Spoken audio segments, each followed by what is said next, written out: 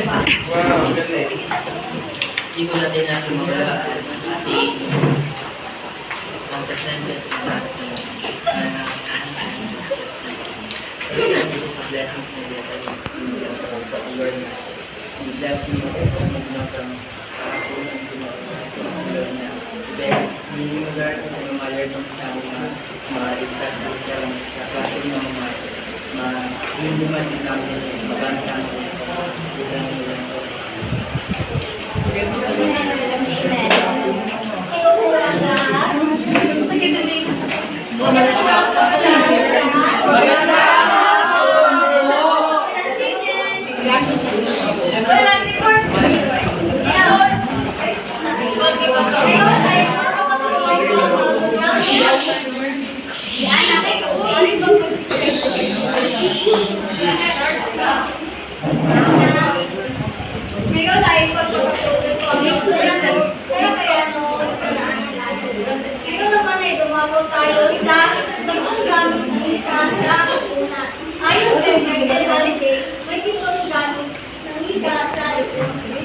Itulah po ng bangko ba?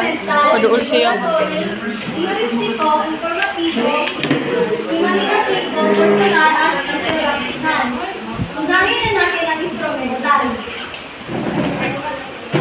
Ang instrumental ay ginagamit ito para tumuhin ang sisituan ng tagapagsalita.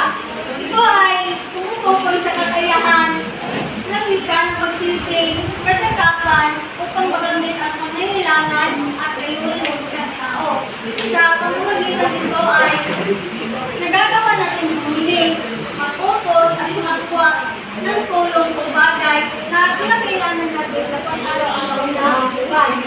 Halimbawa na lang nito ay pagpili ng pagkain, pag-utos. Halimbawa na lang ito ng instrumental ay pagpili ng pagkain, pagpili ng relasyon at pag-utos ng gawain. Ano naman ang regulatory?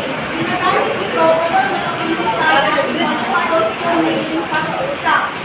Ito ay nauupo sa pag-control at pag-aayos ng kilos o ang sana iba upang magkaroon ng kaayusan sa lipunan. Sa ganitong gamit, ang wika ay naging gabay sa pagkakaita ng mga alitin at pagkakalaan na nagsusunod na sa kalitan. Halimbawa nito ay ang paggawa ng batas, babala, paalala, at mga tagumpay. Ito naman ay ang theoristiko. Ginagamit ito sa pagtatanong o pag-uusisa. Ito ay nakatuon sa pag-hanap ng at pagkuklay ng bagong ito ay nakatuon sa paghahanap at pagkuklay ng bagong kalata.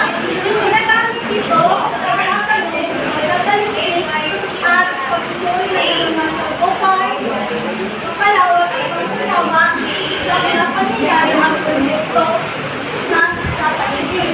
Halimbawa na ito ay ang pagtatanong sa guro, pananalisin o pagsulit ng datos. Ang naman ay ang pagkakasin. Ito ay nagkakaak ng informasyon o sagot ng isang tanong. Ito ay nakatuon sa pagbibigay, pagpapaliwanag at pagpapalaga ng informasyon. Sa pamamagitan nito ay nagpapasa ng kaalaman sa isang tao o isang iba.